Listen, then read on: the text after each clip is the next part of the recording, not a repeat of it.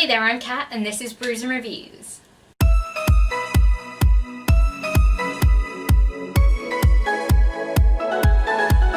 So without wasting any time, this is part 2 of my January 2019 wrap-up.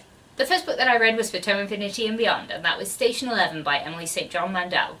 Now, I was really expecting to like this book because I'd heard that it was quite like the Book of M by Pen Shepherd, which I loved, and I like a good plague apocalypse type book. The problem I had with this book, it wasn't really about the flu, and I got bored. So this book follows 2 different timelines. It follows this one actor guy through his love life and marriages, who is kind of one of the first people in America to die from the flu. It also follows a band of actors in the future and the sort of towns that they encounter and the sort of people that they meet. Now, if it had just been about the latter, with the post-apocalypse sort of thing, how people are getting on, I would have been really into that, and I'd been really interested to see how everything had gone down. But oh my god, this book spent so much time on this Arthur guy, this actor, and like I just did not care about this middle-aged man's wives and love lives. Like, what relevance does that have to anything? It linked nicely with some other things, but like the amount of time that was spent on him and his relationships, I just was bored. And that may be just a personal thing, that I am not really interested in just reading about a guy's love life and that sort of thing. I'd rather read more about a plague, I guess, or after a plague, and how society is rebuilt. I don't know, it just wasn't what I was looking for, and maybe that's just a personal thing because I know so many people love this book and I just don't think it clicked with me. Yeah, so I'm very disappointed that I didn't like that book, but at the end of the day that happens sometimes, doesn't it? So I hope if you do read this book then you get more of enjoyment out of it than I did. Next up I read Bitter Blue by Kristen Kershaw, and I love this book. This is the 3rd book in the Graceling trilogy, and it ties everything together in such a nice little bow that I loved it. Also, the most interesting thing about this whole series has been the villain from the 1st book, who I'm not going to say the name of in case you haven't read it or anything like that, but the way that his grace operates and what it can do to people is so interesting, and there is such a focus on that in this book and how it has affected that society, and I just think it's really cool the way that it was dealt with. I liked Bitter Blue as a character, I liked Saf, I liked the focus on her wanting people to be able to read and trying to rebuild her city. It was cute, I liked it, really enjoyed it, didn't want to stop, and it was also kind of serious in a really good way, which I liked. This book actually brings together Bitter Blue, Cats of Poe, and Fire, so everybody does encounter each other at some point, and it's really interesting. So if you like the other 2 books, then you're probably going to like this one too. So the next book that I read was one that I started a very long time ago, in a past life, for a Daily Deal disaster video. Now, I've stopped filming those, but I do want to bring them back in a sort of weird way where you guys have some involvement in it, so let me know if you remember Daily Deal disasters and want me to bring them back, because I mean they're coming back anyway, but do you care? That's what I want to know. So this book is called The Mighty Hunter by Michelle M. Pillow. I hope that's not her real name. But anyway, it's about mermen. Sexy mermen. And a scientist lady who gets dragged down to the deep to be with sexy mermen in Atlantis. Yeah, it was very cringy. There was some very, very cringy things that happened. Like, for instance, there are very few women in Atlantis, and they have pleasure nymphs, which are basically robots. Sex robots. For the men, because they don't have women. So, yeah. And then any time a ship sinks in the middle of the ocean, they're like, let's get all the women and bring them down here so they can live with us and marry us. Creepy. It was creepy. Yeah, it's creepy and weird. So that's my verdict on that book. So after that trash, I decided to cheer myself up a little bit with a reread of Nixia by Scott Rankin.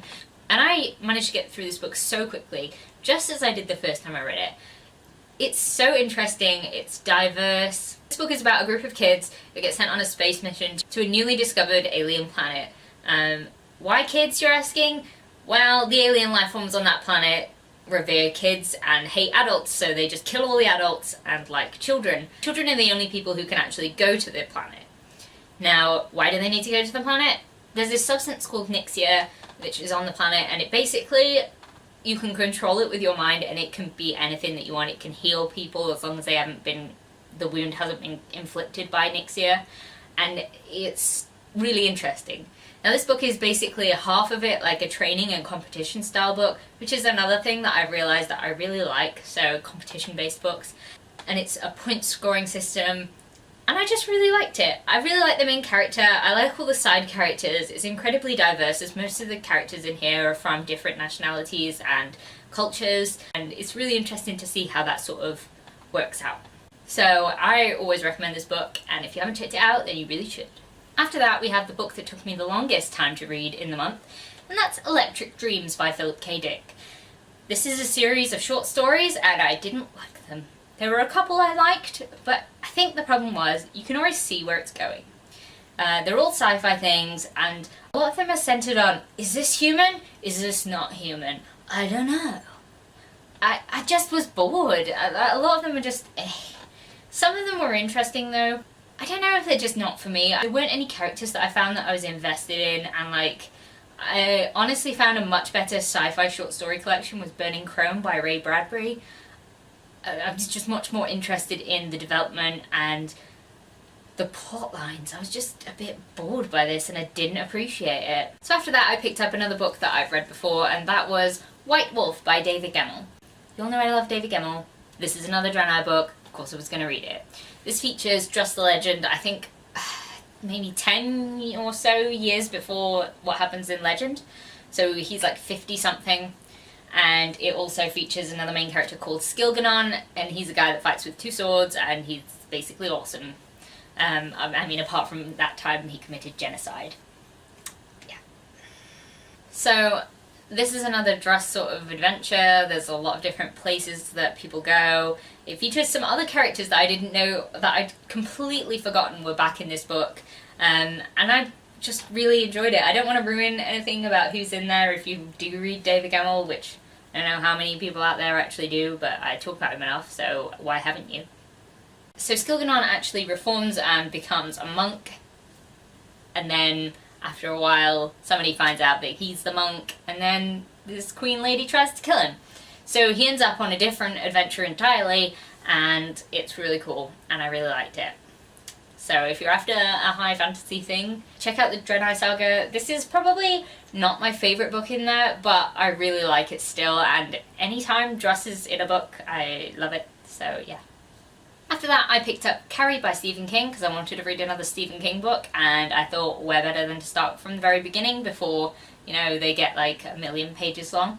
Now I found Carrie really interesting. Carrie, I'm sure most people know, is about a girl with telekinesis who gets picked on quite a lot and has a very religious mother, and then, spoiler, goes massively batshit crazy and on a murdering spree. Now, things that I didn't like about this book, let me just get that out of the way with now, was like the narrative style. I didn't really like how it was kind of reported and like interview style, and I don't know, that took me out of it. I didn't want to hear about, oh, this is how I found it in the past. I was more content when we were just with Carrie and with the other people there at the actual time of this occurrence. I didn't particularly like looking back because that just kind of jarred me a little bit, and I would have preferred to just stay in one timeline. But that's probably just a preference thing, so if you don't mind that, then this book will probably be fine for you. Now, the things I did like about this book are, you know, the characters were dicks. Everyone's a dick! And I quite like books where everyone's a dick, so that was interesting. I also really like the tension and the horror and the giant murdery spree. I like that. I found it was very cathartic after having all of this absolutely horrible behaviour thrown at you, like, and thrown at Carrie, and you take it in and you're like, God, this is horrible, I hate this, and then just like a good part 2 of revenge and nasty death, and I loved it. So, to be fair, I enjoyed that book, but it would have got a higher rating for me if it hadn't had that style of writing. But, you know, personal preferences and all that. After that, I picked up another graphic novel, and that is The Land Without Stars, which is a Valerian and Laureline novel. If you guys saw the Valerian and Laureline film, that was cool, that was fine, it was alright, didn't mind it. This was written in the 60s. Now, it was very of its time, shall we say. I mean, very sexist, and the premise of it was really cool. I liked the idea that there's a planet hurling through space and all that, and inside that planet is an actual culture that's never seen outside. They don't know what the galaxy is. Really interesting. But things in this book, my god. I think my favourite bit, ooh, I'm gonna see if I can find it. Here's my favourite bit. The guy's drunk, so he's honestly trying to drive a spaceship, and she's like, maybe don't. Valerian, let me fly the ship. You're going to make us look like fools. Quiet, woman! 3 exclamation marks. For our last planet, I'm gonna give them a kind of acrobatic landing that'll make it into the history books. Quiet, woman. Quiet, woman. Honestly, that is how you get a smack.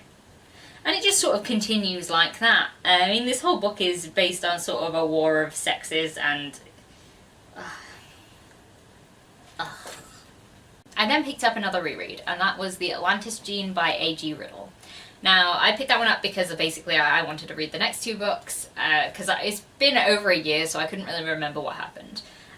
And it was really interesting for me to reread this one. So, in simplistic terms, it's about a secret organization, aliens, the plague, and this weird bell thing that melts your face if you stand near it.